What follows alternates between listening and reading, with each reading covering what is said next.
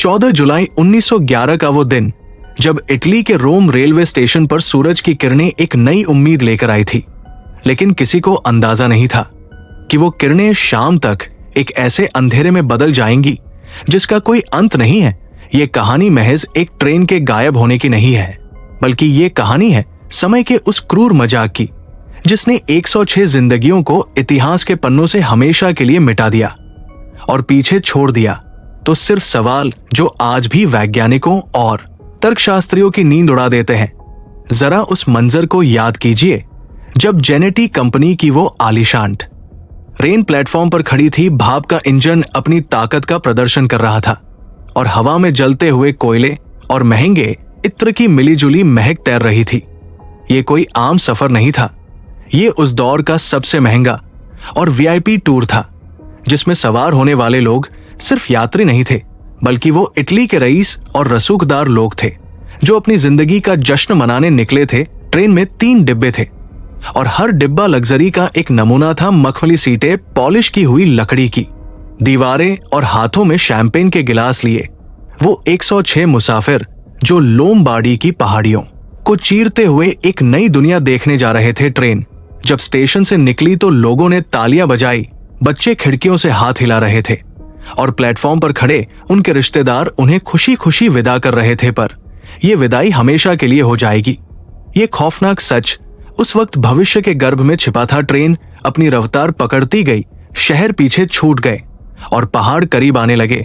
लोमबार्डी का वो इलाका अपनी प्राकृतिक सुंदरता के लिए मशहूर था, लेकिन वहां एक और चीज थी जो मशहूर थी, और वो थी 1 किलोमीटर लंबी सुरंग जिसे उस वक्त इंजीनियरिंग का एक नायाब नमूना माना जाता था। ये सुरंग पहाड़ के बीचों बीच बनाई गई थी और इसे पार करने में ट्रेन को बमुश्किल कुछ मिनट लगने चाहिए थे। लेकिन जब ट्रेन उस सुरंग के करीब पहुंची तो प्रकृति के नियम बदलने लगे और यहीं से शुरू होता है वो घटनाक्रम जिसे सुनने के बाद रूह कांप जाती है। ट्रेन में सवार लोगों को शायद कोई खतरा महसूस नहीं हुआ होगा, लेकिन ट्रेन के सबसे आगे इंजन में मौजूद ड्राइवर ने जरूर कुछ देखा होगा जो सामान्य नहीं था। ये बात हमें उन 2 लोगों की गवाही से पता चलती है जो किस्मत से या शायद बदकिस्मती से उस ट्रेन से आखिरी पल में कूदने में कामयाब रहे थे। ये 2 लोग बुरी तरह डरे हुए थे और मानसिक रूप से टूट चुके थे। पुलिस पूछताछ में उन्होंने जो बताया वो किसी पागलपन की दास्तां जैसा लग रहा था, लेकिन उनकी आंखों में जो दहशत थी वो झूठ नहीं हो सकती थी। उन्होंने बताया कि जैसे ही ट्रेन सुरंग के मुहाने के पास पहुंची, मौसम एकदम बदल गया। आसमान साफ था, लेकिन सुरंग के मुंह से एक अजीब सा सफेद कोहरा बाहर निकल रहा था। यह कोहरा आम धुंध जैसा नहीं था, यह गाढ़ा था, चिपचिपा था और इसमें से एक अजीब सी गुनगुनाहट की आवाज आ रही थी, जैसे हजारों मधुमक्खियां एक साथ भिन-भिना रही हो। उन्होंने बताया कि ट्रेन जैसे ही उस कोहरे के संपर्क में आई, ट्रेन की आवाज बदल गई, लोहे के पहियों की खड़खड़ाहट बंद हो गई और ऐसा लगा जैसे ट्रेन हवा में तैरने लगी हो। उन दोनों को एक बहुत ही तेज सिहरन महसूस हुई जिसे उन्होंने मैग्नेटिक वेव जैसा बताया। घबराहट के मारे वो दोनों ट्रेन के पायदान से नीचे कूद गए। जमीन पर गिरते ही उन्हें चोटें आईं, लेकिन उनकी नजरें सामने चल रही ट्रेन पर जमी थी। उन्होंने देखा कि कैसे वो लोहे का विशाल इंजन उस सफेद दूधिया धुएं के अंदर दाखिल हुआ और गायब हो गया। उसके पीछे पहला डिब्बा गया, फिर दूसरा और अंत में तीसरा डिब्बा। जैसे ही वो आखिरी डिब्बा उस कोहरे में समाया, वो कोहरा भी अचानक गायब हो गया, जैसे किसी ने कोई स्विच बंद कर दिया हो। वहां न तो कोई धमाका हुआ, न कोई चीख पुकार मची और न ही कोई मलबा गिरा। बस एक पल में सब कुछ शांत हो गया। वो दोनों लोग पागलों की तरह सुरंग की तरफ भागे।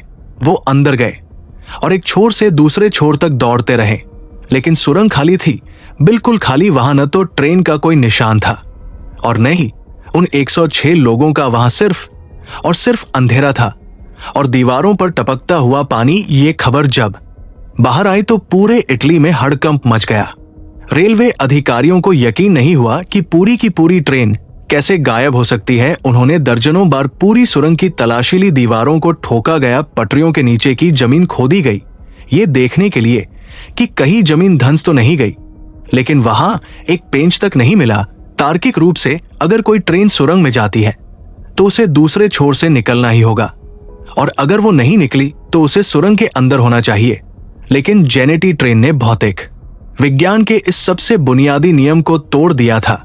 इस घटना के बाद कई तरह की बातें होने लगी। कुछ लोगों ने कहा कि सुरंग के अंदर कोई गुप्त दरवाजा था, जो कि नामुमकिन था क्योंकि सुरंग ठोस चट्टान को काटकर बनाई गई थी। कुछ ने कहा कि यह शैतान का काम है और सुरंग शापित है।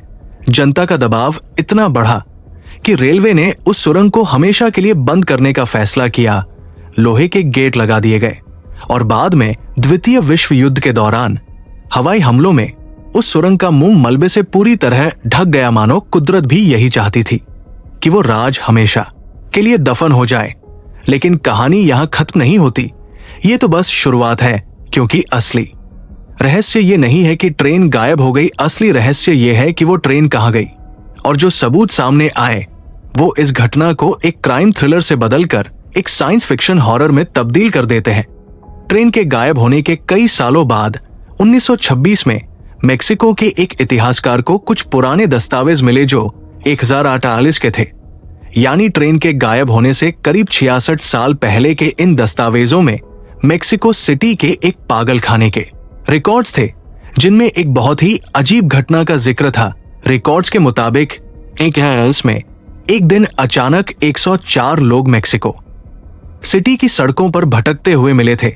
ये लोग पूरी तरह से कंफ्यूज थे और बदमाश थे। सबसे हैरानी की बात यह थी कि ये सभी इटालियन थे और वो इटालियन भाषा बोल रहे थे, जो मेक्सिको में उस वक्त कोई नहीं समझता था। उनके कपड़े बेहद अजीब थे। 1048 के फैशन के हिसाब से उनके कपड़े भविष्य के लग रहे थे, यानी 20वीं सदी के यूरोपियन कपड़े। जब पुलिस और डॉक्टरों ने उनसे पूछताछ की तो उन्होंने एक ही रट लगा रखी थी कि वो रोम से जेनेटी ट्रेन में बैठकर आए हैं और उन्हें लोमबार्डी जाना है। में मेक्सिको के डॉक्टरों के लिए ये बात किसी